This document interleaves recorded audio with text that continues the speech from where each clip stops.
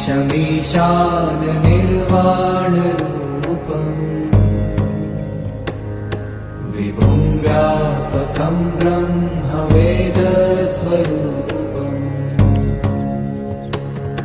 निजं निर्गुणं निर्विकल्पं निरीहम्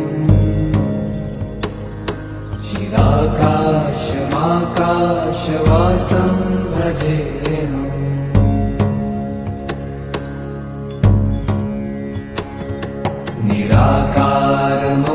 निराकारमोङ्कारमूलं तुरीयम्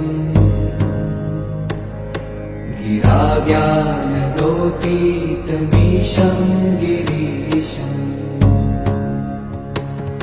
करालं महाकालकालं कृपालुम्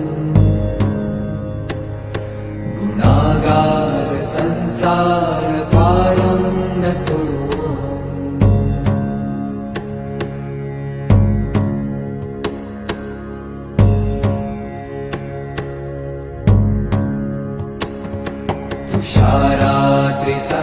तुषारात्रिसङ्काशगौरं गभीरम्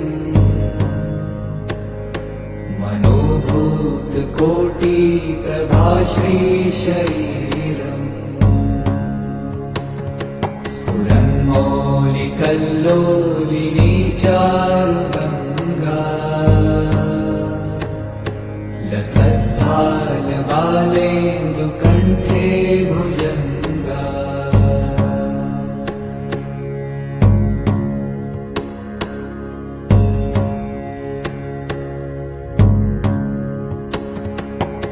चलत्कुण्डलं भ्रूसुनेत्रं विशालम् योगेन चित्तस्य पदेन वाचा मलं शरीरस्य च वैद्यकेन योपाकरोत्तमप्रवरं मुनीनां पतञ्जलिं प्राञ्जलिरानतोऽस्मि योगेन चित्तस्य पदेन वाचा मलं शरीरस्य च वैद्यकेन योपाकरोत्तमप्रवरं मुनीनां पतञ्जलिं प्राञ्जलिरानतोऽस्मि योगेन चित्तस्य पदेन वाचा मलं शरीरस्य च वैद्यकेन योपाकरोत्तमप्रवरं मुनीनां पतञ्जलिं प्राञ्जलिरानतोऽस्मि योगेन चित्तस्य पदेन वाचा मलं शरीरस्य च वैद्यकेन योपाकरोत्तमप्रवरं मुनीनां पतञ्जलिं प्राञ्जलिरानतोऽस्मि योगेन चित्तस्य पदेन वाचा मलं शरीरस्य च वैद्यकेन योपाकरोत्तमप्रवरं मुनीनां पतञ्जलिं प्राञ्जलिरानतोऽस्मि योगेन चित्तस्य पदेन वाचा मलं शरीरस्य च वैद्यकेन योपाकरोत्तमप्रवरं मुनीनां पतञ्जलिं प्राञ्जलिरानतोऽस्मि योगेन चित्तस्य पदेन वाचा मलं शरीरस्य च वैद्यकेन योपाकरोत्तमप्रवरं मुनीनां पतञ्जलिं प्राञ्जलिरानतोऽस्मि योगेन चित्तस्य पदेन वाचा मलं शरीरस्य च वैद्यकेन योपाकरोत्तं प्रवरं मुनीनां पतञ्जलिं प्राञ्जलिरानतोऽस्मि। योगेन चित्तस्य पदेन वाचा मलं शरीरस्य च वैद्यकेन योपाकरोत्तं प्रवरं मुनीनां पतञ्जलिं प्राञ्जलिरानतोऽस्मि।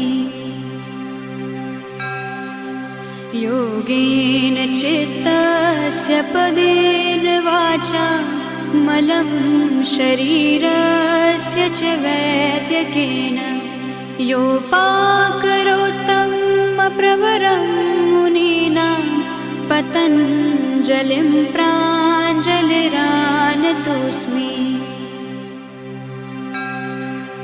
योगेन चित्तस्य पदेन वाचा मलं शरीरस्य च वैद्यकेन योपाकरोत्तं प्रवरं मुनीनां पतञ्जलिं प्राञ्जलिरानतोऽस्मि।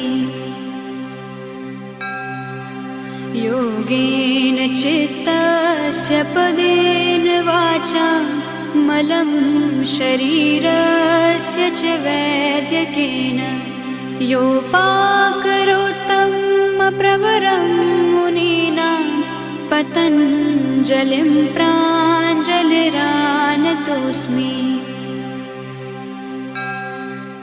योगेन चित्तस्य पदेन वाचा मलं शरीरस्य च वैद्यकेन योपाकरोत्तं प्रवरं मुनीनां पतञ्जलिं प्राञ्जलिरानतोऽस्मि। योगेन चित्तस्य पदेन वाचा मलं शरीरस्य च वैद्यकेन योपाकरोत्तं प्रवरं मुनीनां पतञ्जलिं प्राञ्जलिरानतोऽस्मि।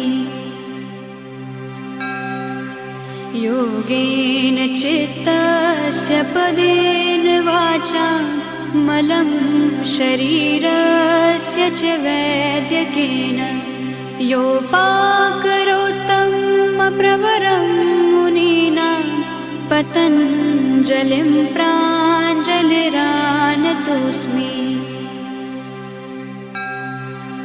योगेन चित्तस्य पदेन वाचा मलं शरीरस्य च वैद्यकेन योपाकरोत्तं प्रवरं मुनीनां पतञ्जलिं प्राञ्जलिरानतोऽस्मि। योगेन चित्तस्य पदेन वाचा मलं शरीरस्य च वैद्यकेन योपाकरोत्तं प्रवरं मुनीनां पतञ्जलिं प्राञ्जलिरानतोऽस्मि।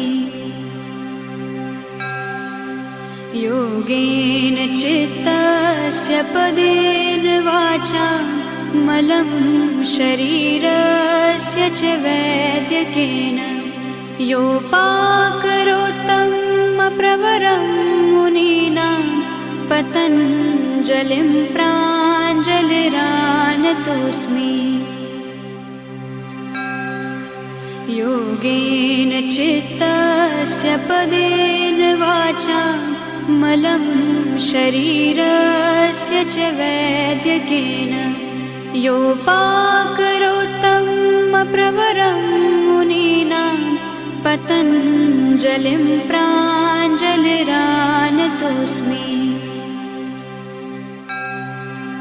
योगेन चित्तस्य पदेन वाचा मलं शरीरस्य च वैद्यकेन योपाकरोत्तम प्रवरं मुनीनां पतञ्जलिं प्राञ्जलिरानतोऽस्मि योगेन चित्तस्य पदेन वाचा मलं शरीरस्य च वैद्यकेन योपाकरोत्तम प्रवरं मुनीनां पतञ्जलिं प्राञ्जलिरानतोऽस्मि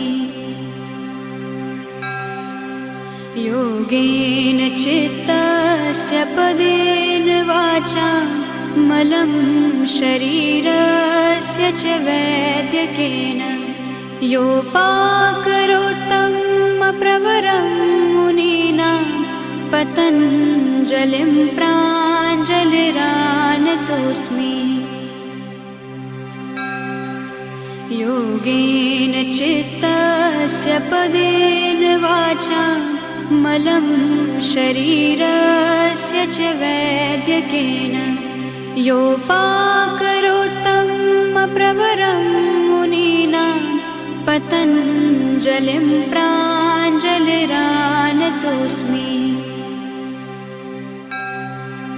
योगेन चित्तस्य पदेन वाचा मलं शरीरस्य च वैद्यकेन योपाकरोत्तम प्रवरं मुनीनां पतञ्जलिं प्राञ्जलिरानतोऽस्मि योगेन चित्तस्य पदेन वाचा मलं शरीरस्य च वैद्यकेन योपाकरोत्तम प्रवरं मुनीनां पतञ्जलिं प्राञ्जलिरानतोऽस्मि योगेन चित्तस्य पदेन वाचा मलं शरीरस्य च वैद्यकेन योपाकरोत्तम प्रवरं मुनीनां पतञ्जलिं प्राञ्जलिरानतोऽस्मि योगेन चित्तस्य पदेन वाचा मलं शरीरस्य च वैद्यकेन योपाकरोत्तम प्रवरं मुनीनां पतञ्जलिं प्राञ्जलिरानतोऽस्मि